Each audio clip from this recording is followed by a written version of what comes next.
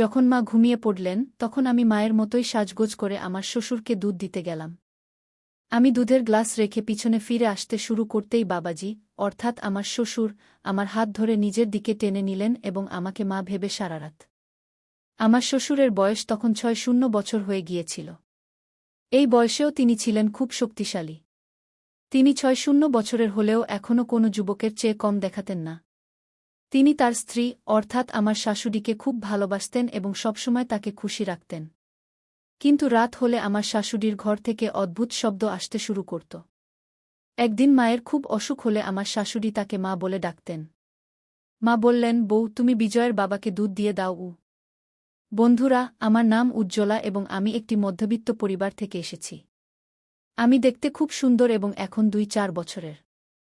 আমরা আমাদের বাবা মায়ের ২ সন্তান ছিলাম এবং আমার বড় ভাইয়ের নাম অজয়।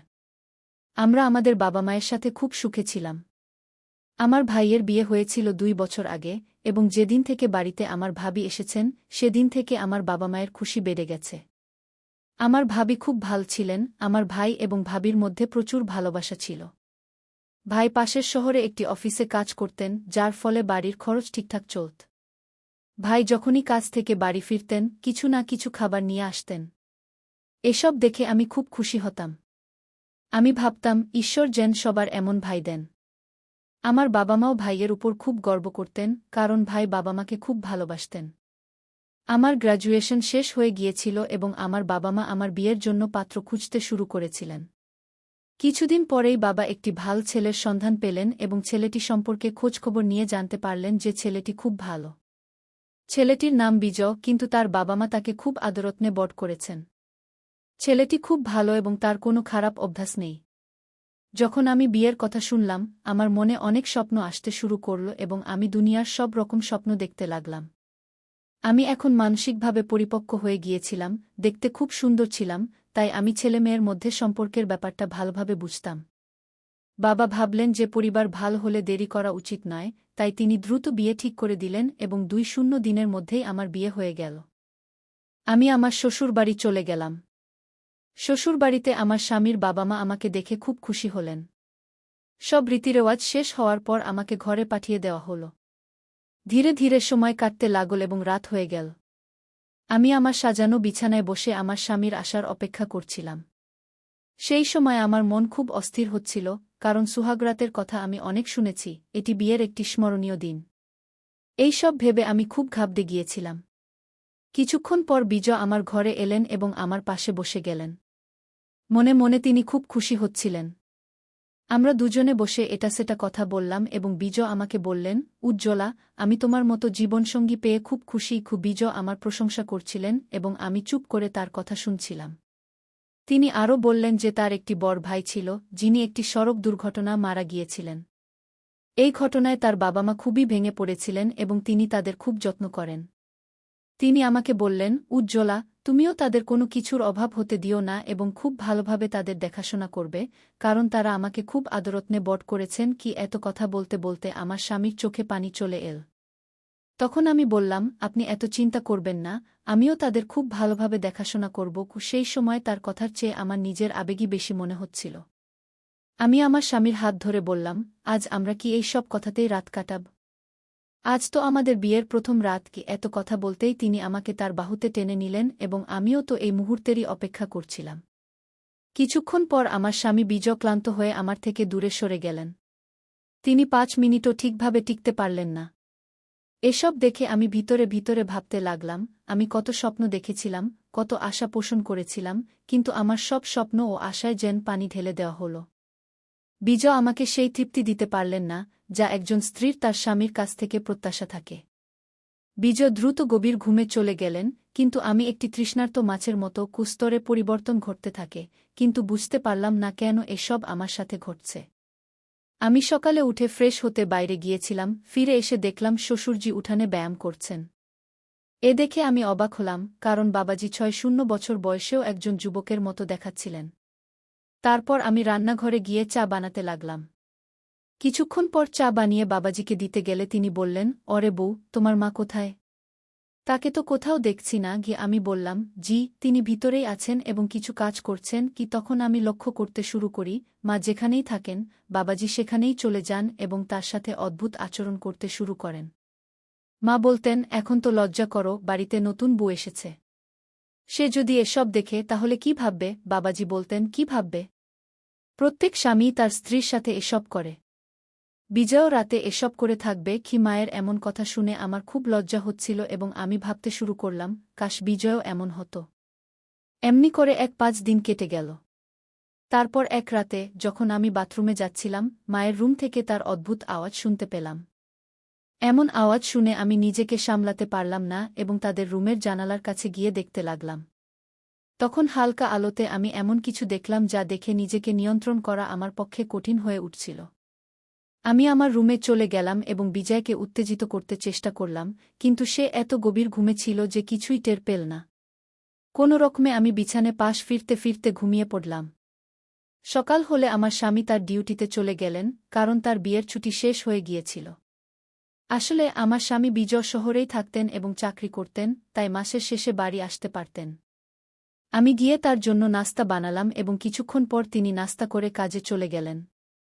আমি আমার বিষণ্ণ মুখ নিয়ে রুমে চলে গেলাম, কিন্তু রাতের সেই দৃশ্য আমার মাথায় ঘুরতে লাগল। আমি ভাবতে লাগলাম, মা কত ভাগ্যবতী, যাকে বাবাজি এত ভালোবাসেন। আর আমার স্বামী, যার ভালোবাসার জন্য আমাকে তৃষ্ণার্ত থাকতে হয়, সে আমাকে কখনোই সন্তুষ্ট করতে পারে না। জানি না কেন এখন এমনি দিন কাটছে। মা যখনই সকালে উঠতেন তার মুখ থেকে শুধু এটাই বের হতো, কখন এরা আমার প্রাণ ছাড়বে। আমি এদের থেকে বিরক্ত হয়ে গেছি। সারাদিন মাঠে কাজ করেন, তবুও মনে হয় না কখনো ক্লান্ত হন কি? মা সবসময় তার কোমর ধরে বলতেন, এই কোমরের ব্যথা কখন সেরে উঠবে? মায়ের এমন কথা শুনে আমি অবাক হয়ে যেতাম। শেষ পর্যন্ত বাবাজি এমন কি করেন যার জন্য মা এমন কথা বলেন? পরের রাতে আবার মায়ের রুম থেকে সেই আওয়াজ আসতে লাগল। এবারও আমি নিজেকে সামলাতে পারলাম না এবং জানালার কাছে গিয়ে তাদের রুমে উকি দিয়ে দেখতে লাগলাম। আবার সেই দৃশ্য আমার চোখের সামনে ভেসে উঠল, যা দেখে আমি আর নিয়ন্ত্রণ করতে পারলাম না। তারপর আমি পিছিয়ে এসে আমার রুমে ফিরে এলাম। রুমে এসে আমি ভাবতে লাগলাম, যদি বাবাজি এসব জানতে পারেন তাহলে তার খুব খারাপ লাগতে পারে। এক রাতে মা আমাকে বললেন, বউ, তোমার বাবাজির দুধ খাওয়ার অভ্যাস আছে। আজ তুমিই দুধ নিয়ে যাও। এত শুনে সেই দৃশ্য আমার চোখের সামনে ভেসে উঠল। রুমে এসে আমি ভাবতে লাগলাম, যদি শ্বশুরজি এসব জানতে পারেন তাহলে তার খুব খারাপ লাগতে পারে। এ ভেবে আমি কয়েক দিনের জন্য এসব দেখা বন্ধ করে দিয়েছিলাম। একদিন মায়ের স্বাস্থ্য খুব খারাপ ছিল, তাই তিনি মাথা ধরে বলছিলেন, আমার স্বাস্থ্য খারাপ, কিন্তু এদের এসবের কোনো মাথাব্যথা নেই। এরা শুধু নিজের আনন্দ চায়। রাতে মা আমাকে বললেন, বউ, আজ আমার স্বাস্থ্য ভালো নেই, তাই আমি তাদের রুমে যাব না।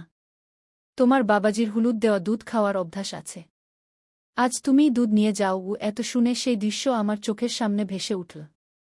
মা অন্য রুমে গিয়ে ঘুমিয়ে পড়লেন এবং আমি দুধের গ্লাস নিয়ে বাবাজির রুমে যেতে লাগলাম।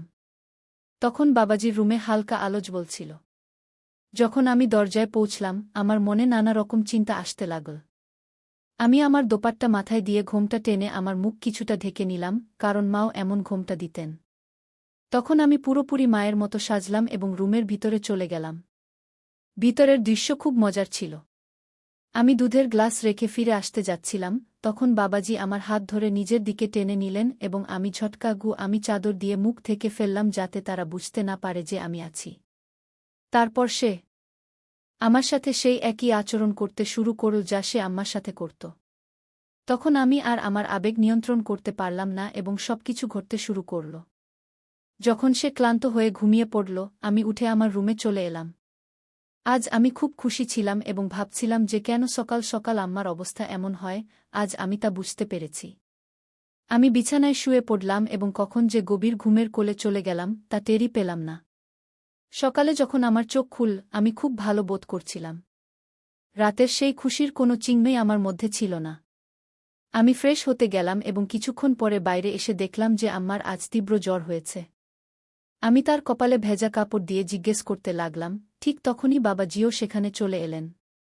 তিনি জিজ্ঞেস করলেন, বউ, এখন তোমার আম্মার অবস্থা কেমন? আমি বললাম, হ্যাঁ, এখন কিছুটা ভালো, জ্বরও কমে গেছে কি। তখন আমি অনুভব করলাম যে শ্বশুরজি আমাকে গভীরভাবে দেখছেন। এর আগে তিনি কখনো এভাবে আমাকে দেখেননি। আমি ভাবতে শুরু করলাম যে হয়তো রাতের ঘটনা তিনি জানতে পেরেছেন যে আম্মার জায়গায় আমি ছিলাম। এসব ভেবে আমি একদম অস্থির এবং আতঙ্কিত হয়ে পড়লাম। আমার মনে হচ্ছিল যদি শ্বশুরজি এটা জানতে পারেন তাহলে আমার সম্পর্কে কি ভাববেন। যখন রাত হল, আম্মাজি আবার বললেন, বউ, যতদিন না আমার স্বাস্থ্য সম্পূর্ণভাবে ভালো হয় ততদিন আমি তোমার বাবার কাছে যাব না। না হলে আমার অবস্থা আরও খারাপ হবে। তাই তুমি ওকে দুধ দিয়ে দিও, না হলে সে আমাকে খুঁজতে খুঁজতে এখানে চলে আসবে। আমি আমার শ্বাসরুদ্ধ অবস্থায় এই কথা শুনে যেন সম্পূর্ণ খুশিতে ভরে গেলাম। আমি ভাবতে লাগলাম আজ আবার সেই মজা নেওয়া যায় কিনা। রাত গভীর হলে যখন আম্মা ঘুমিয়ে পড়লেন, আমি দুধ নিয়ে শ্বশুরজির রুমে চলে গেলাম। আমি দুধের গ্লাস রেখে পিছন ফিরতেই শ্বশুরজি আমার হাত ধরে ফেললেন এবং বললেন, কি হয়েছে বউ, এভাবে চলে যাচ্ছ কেন? শ্বশুরজির মুখ থেকে এমন কথা শুনে আমি একদম ঘাবড়ে গেলাম। আমার মনে হল এখন আমার সাথে কিছু অঘটন ঘটতে চলেছে। কিন্তু শ্বশুরজি বললেন, আমি জানি যে গত রাতেও তোমার আম্মার জায়গায় তুমিই ছিলে। কি তখন আমি শ্বশুরজিকে বললাম, হ্যাঁ, যদি আপনি জানতেন তাহলে আমাকে কিছু বললেন না কেন? শ্বশুরজি বললেন, বউ, আমি জানি যে বিজয়ের সাথে তুমি খুশি নও। তুমি এটা আমাকে না বললেও আমি তোমার কষ্ট ভালোভাবে বুঝতে পারি। তারপর তিনি বললেন, দেখো বউ, তুমি এসব নিয়ে একদম চিন্তা করো না। আর ভাবো, যদি তোমার অবস্থা এমনই থাকে তাহলে তুমি মা হবে কি করে? শ্বশুরজির এমন কথা শুনে আমি নিশ্চিন্ত হয়ে গেলাম, কিন্তু আমার মনে একটু ভয় ছিল যে যদি একথা বিজয় বা আম্মা জানতে পারেন তাহলে আমার কি হবে। তখন আমি সব চিন্তা দূরে সরিয়ে দিয়ে শ্বশুরজির সাথে আমার খুশি ভাগ করে নিতে লাগলাম। সেই রাতেও যখন শ্বশুরজি ঘুমিয়ে পড়লেন আমি আমার রুমে চলে এলাম। এখন এটা আমার সাথে প্রায় প্রতিদিনই হতে লাগল এবং আমিও বেশ খুশি থাকতে লাগলাম। বাবাজিও যেন প্রতিরাতেই আমার জন্য অপেক্ষা করতে থাকতেন। এভাবে অনেক দিন কেটে গেল। তারপর একদিন আমার স্বামী বিজয় বাড়ি ফিরে এল। সে দিন আমি খুব খুশি ছিলাম। রাত হলে সবাই খাবার খেয়ে নিজ নিজ রুমে ঘুমাতে চলে গেল। আমি এবং আমার স্বামীও আমাদের রুমে চলে গেলাম। সেই রাতে আমি অনুভব করলাম যে বিজয়ের পারফরম্যান্স আগের চেয়ে ভালো হয়েছে, কিন্তু তেমন বেশি নয়। তারপর সে গভীর ঘুমে চলে গেল। তাকে এভাবে ঘুমন্ত দেখে আমি ভেতরে ভেতরে জ্বলে উঠলাম। তারপর ভাবলাম শ্বশুরজির কাছে চলে যাই, কিন্তু বিজয়ের উপস্থিতির কারণে আমি কোনোভাবে নিজেকে সামলে নিয়ে ঘুমিয়ে পড়লাম। সকাল হলে বিজয় বলল, আমি 1 সপ্তাহের জন্য শহরে যাচ্ছি। এখন 1 সপ্তাহ পরেই ফিরব। এই কথা শুনে আমি খুব খুশি হলাম এবং আবার রাতের সেই দৃশ্যের কথা ভাবতে লাগলাম। সেদিন খুব কষ্ট করে রাত হল। যখন আম্মা ঘুমিয়ে পড়লেন আমি শ্বশুরজির রুমে চলে গেলাম। সেই রাতে আমি দেখলাম যে শ্বশুরজি অত্যন্ত অধীরভাবে আমার জন্য অপেক্ষা করছিলেন। আমার আসার পরই তিনি শুরু করলেন। সেই রাতেও আমি সম্পূর্ণ তৃপ্ত হলাম এবং খুব খুশি হলাম। এর 4 দিন পর যখন আমি ঘরের কাজে ব্যস্ত ছিলাম তখন হঠাৎ আমার স্বামী বিজয় বাড়ি ফিরে এল। তাকে দেখে আমি একদম ঘাবড়ে গেলাম এবং জিজ্ঞেস করলাম, কি হয়েছে? আপনি তো 1 সপ্তাহ পর ফিরবেন বলেছিলেন, তাহলে এত তাড়াতাড়ি ফিরে এলেন কেন? বিজয় বলল, উজ্জ্বলা, এখন আমি আমার ডিউটি বাড়ি থেকেই করব। কারণ এখন আর আমি তোমাকে কষ্ট দিতে চাই না। তার মুখ থেকে এমন কথা শুনে আমি হতবাক হয়ে গেলাম এবং এটা কিভাবে আজ এমন হল তা ভেবে আমি অবাক হচ্ছিলাম। তখন বিজয় বলল, তুমি জানো উজ্জ্বলা, তোমার মতো স্ত্রী খুব ভাগ্যবান লোকেরাই পায়। আমি খুব সৌভাগ্যবান যে তোমার মতো স্ত্রী পেয়েছি।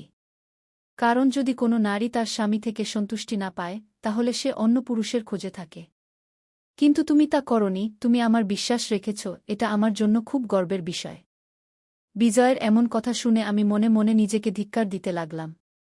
আমি ভাবতে লাগলাম আমার স্বামী আমার উপর কতটা বিশ্বাস রেখেছিল আর আমি তার পিছনে কি করছিলাম। এমন ভালো স্বামীকে আমি ঠকিয়েছি।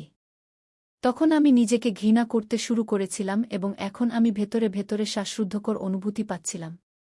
আমার স্বামী বলল, জানো উজ্জ্বলা, আমার একটি গোপন রোগ ছিল যার চিকিৎসা আমি শহরে থেকেই করাচ্ছিলাম। এই কারণেই আমি এখনও বিয়ে করতে চাইনি।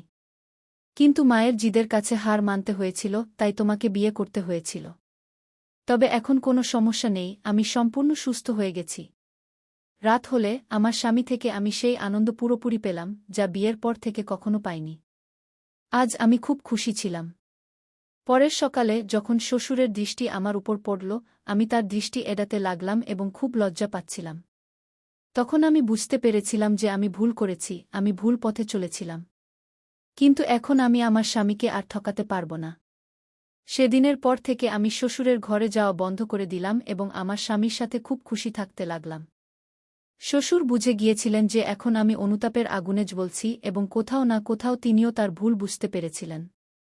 সেদিনের পর শ্বশুরও আমার দিকে ভুল দৃষ্টি দেওয়া বন্ধ করে দিলেন, তিনি একজন ভালো মানুষের মতো থাকতে লাগলেন।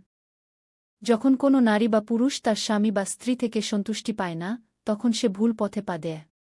কিন্তু আমি আপনাদের শুধু এটাই বলতে চাই, প্রথমে বুঝুন সমস্যাটা কি, কেন এমন হচ্ছে। যদি আপনি এই সমস্যার সমাধান করেন, তাহলে ভুল পথে চলার প্রয়োজন হবে না। কারণ এই পথে আপনি শুধু কিছুক্ষণের জন্য সন্তুষ্টি পাবেন, কিন্তু সারা জীবন অনুতাপ করতে হবে। তো বন্ধুরা, এই গল্পটি আপনাদের কেমন লাগলো কমেন্টে অবশ্যই জানাবেন। ভিডিওটি ভালো লাগলে লাইক, সাবস্ক্রাইব এবং শেয়ার করুন। ধন্যবাদ।